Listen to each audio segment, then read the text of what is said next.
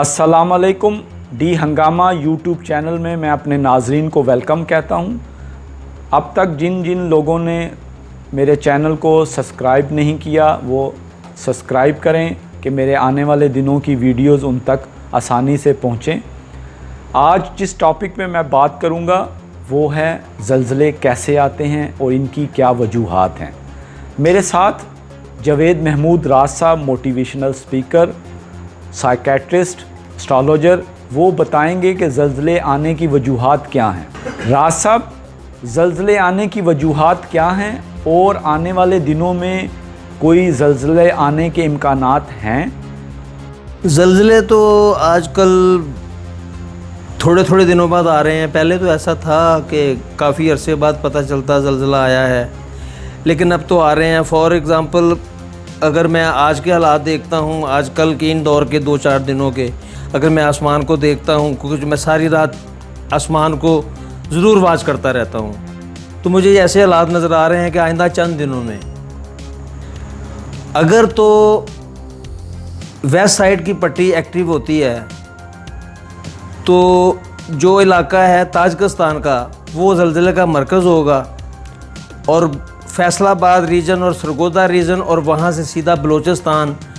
और पसनी और गवादर की साइड पे हो सकता है 3-4.5 दर्जे के हल्के हल्के झटके आएँ। लेकिन अगर इस्लामाबाद वाली जो फॉल्ट लाइन है वो एक्टिव होती है तो हो सकता है फिर लाहौर और मुल्तान, फैसलाबाद और कराची, आप हो सकता है किसी दिन मुख्तलिफ़ न्यूज़ चैनलों पे आप ये देखें कि कैमरा आपको दिखा रहा है कि लोग रात को पंखे जल रहे हैं और सड़कों पे बैठे हैं, क्योंकि आने वाले ज़लज़ले ने थोड़ा सा खौफ व दहशत मुब्तला कर दी थी। तो आइंदा चंद दिनों में एक छोटे पैमाने का एक हल्का सा ज़लज़ला आने के काफ़ी इम्कान मौजूद हैं पाकिस्तान के इलाके में। राज साहब, ज़लज़ले आने की वजूहात क्या हैं? इसकी बेसिक वजूहात तो यही होती है ना कि जो हमारी प्लेट्स हैं ज़मीन के अंदर, तो इसकी जो बार बार एक दूसरे से टकराव, क्योंकि ये आपस में हमेशा रात को सफ़र करती रहती है ना, नीचे नीचे एक दूसरे के ऊपर जब जाएंगी रगड़ पैदा होगी तो उससे दबाव पैदा होगा, वो कहीं ना कहीं ज़लज़ले की शक्ल में बाहर निकलेगा। अब हम जब भी ये देखते हैं कि ज़लज़ला आया 6.4, इसकी जो मरकज़ था वो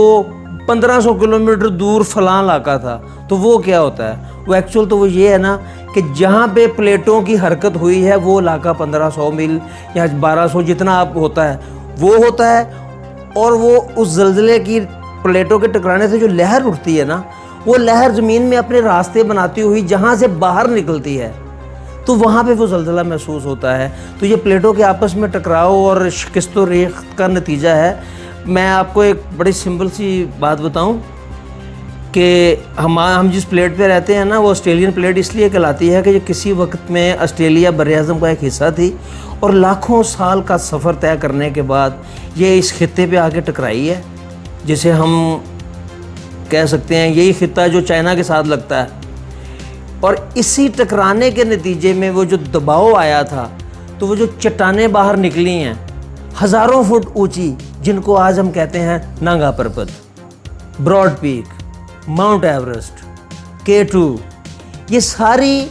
उस प्लेट के टकराने के नतीजे में ही वजूद में आया है, और ये अमल मुसलसल जारी है। 2005 का ज़लज़ला शायद किसी ऐसी हरकत का ही नतीजा था कि चूँकि और ये जो हरकत है ना ज़मीन की आपस में मदगम होने की, उसकी रफ्तार बताऊं कितनी है। जिस तरह मिनट वाली सुई नहीं होती जो चल रही होती है लेकिन नज़र नहीं आ रही होती, जिस तरह सूरज होता है वो चल रहा होता है लेकिन नज़र नहीं आ रहा होता, इसकी स्पीड भी ऐसे ही है, इसका दबाव भी ऐसा है जो पड़ रहा है। अब देखिए ये कितने ट्रिलियन टन्स का दबाव होगा,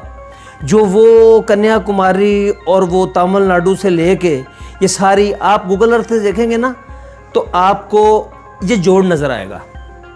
ऑस्ट्रेलियन प्लेट का जोड़ आपको गूगल अर्थ के ऊपर से नज़र आएगा। वो आप गौर करें, एक जो दरिया सिंध की पट्टी है जो यहाँ से लेके और कराची तक जाती है, और दूसरी ये तमाम जो पहाड़ी सिलसिले हैं, हमारे 3 सिलसिले हैं जिनको नाम दिए गए, सिलसिला तो एक ही होता है ना, नाम 3 दे दिए गए, कराक्रम, को हिंदुकश और हिमालयज़। और उसके बाद दरियाए गंगा और ब्रह्मपुत्र वगैरह की वो जो आप ऊपर से देखेंगे ना, आपको एक मखसूस जोड़ नज़र आएगा, क्योंकि वो जोड़ ही ना जिनमें पानी बह रहा है, मेन दरिया हैं, वो सारा, ये सारा ऑस्ट्रेलियन प्लेट है। हुआ कुछ यूँ कि ऑस्ट्रेलियन प्लेट अपना दबाव चल रहा था, तो अचानक एक खाई आ गई। और ये खाई ये नहीं कि 2 फुट की खाई है,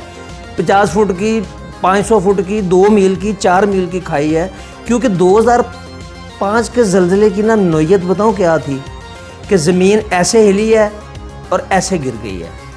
पहाड़ सड़क के इस तरह नीचे आए हैं। मकान मैंने खुद देखे हुए हैं, मैं 2 दफ़ा वहाँ गया हूँ कि मकानों की छतें ज़मीन पे पड़ी हैं और बाकी सारा मकान ज़मीन के अंदर है।